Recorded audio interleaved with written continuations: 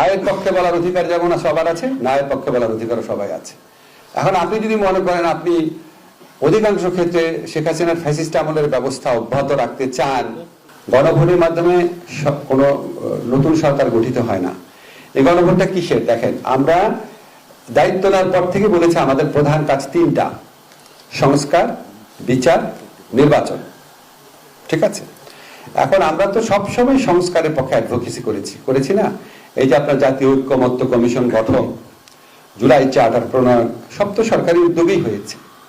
তা আমরা মনে করি গণ অভ্যুত্থানের অন্যতম প্রত্যাশা হচ্ছে সংস্কার। এখন আমরা এখানে সংস্কারের পক্ষে বলছি। আমরা কি সরকারে থাকবো? আমরা তো থাকবো না। আমরা সংস্কারের পক্ষে বলছি। এখন আপনি আইনের বিভিন্ন রকম ব্যাখ্যা দিতে পারেন, কিন্তু আইনের ইন্টারপ্রিটেশন একটা অনেক বড় ব্যাখ্যা হচ্ছে আলটিমেট আপনার উদ্দেশ্যটা কি? উদ্দেশ্য কি জনকল্যাণ, জনগণের স্বার্থ, রাষ্ট্রের স্বার্থ? আমরা সেটার পক্ষে দাঁড়িয়েছি। আমরা কিন্তু কোনো দলের পক্ষে দাঁড়াই নাই। কারণ আপনি দেখবেন সব দলই সংস্কারের কথা বলেছে। সব দল সংস্কার, যারা এই সংলাপে অংশ নিচ্ছে সবাই সংস্কারের কথা বলেছে। পদ্ধতিগত পার্থক্য আছে, কেউ বলে নাই সংস্কার না।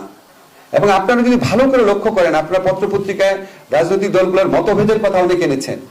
আমি তো খুবই কম মতভেদ দেখি, খুবই কম মতভেদ দেখি। প্রক্রিয়াগত পার্থক্য আছে কিছু, সবাই সংস্কারের পক্ষে। এখন আপনার যদি আমরা যে গণভোটের পক্ষে যে প্রচারণা চালাচ্ছি, এটা সংস্কারের প্রতি যে আমাদের কমিটমেন্ট, সেই কমিটমেন্ট থেকে করা হয়েছে। আমরা প্রথম থেকেই বলেছি আমরা চাই বাংলাদেশে অনেক সংস্কার হোক, যেটা আমাদের পক্ষে করার কথা সেগুলো আমরা করছি।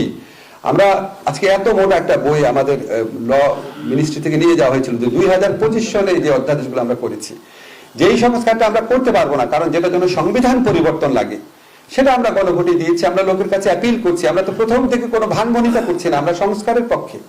সবশেষে বিরোধী আন্দোলনে থাকা দলগুলোই গণভোটে হ্যাঁ পক্ষে তাদের অবস্থান জানিয়েছে, কিন্তু গত 2 দিন থেকে আমরা দেখেছি সামাজিক যোগাযোগ মাধ্যমে গণভোটের নায়ের পক্ষেও ব্যাপক প্রচারণা চলছে। এ ব্যাপারে আপনাদের দৃষ্টিতে রয়েছে কিনা, এবং সেক্ষেত্রে এটি নির্বাচনের সময় কোনো বিশৃঙ্খলাও তৈরি করতে পারে না, এটি নিয়ে কোনো চিন্তা না? আপনারা শোনেন, হায়ের পক্ষে বলার অধিকার যেমন সবার আছে, নায়ের পক্ষে বলার অধিকারও সবাই আছে।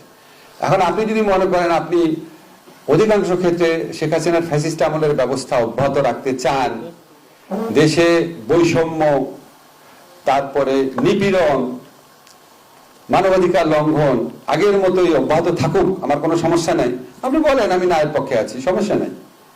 কিন্তু আমরা কাউকে এই প্রচারণা থেকে বিরত রাখার কোনো অধিকার আমাদের নাই, কোনো ইচ্ছা আমাদের নাই। আমরা মনে করি যে এটা মানুষের বিবেক বোধের ব্যাপার। 15 বছর আপনারা দেখেছেন শাসনতান্ত্রিক সংস্কার না হলে কি অবস্থা হতে পারে, এটা আপনাদের ব্যাপার।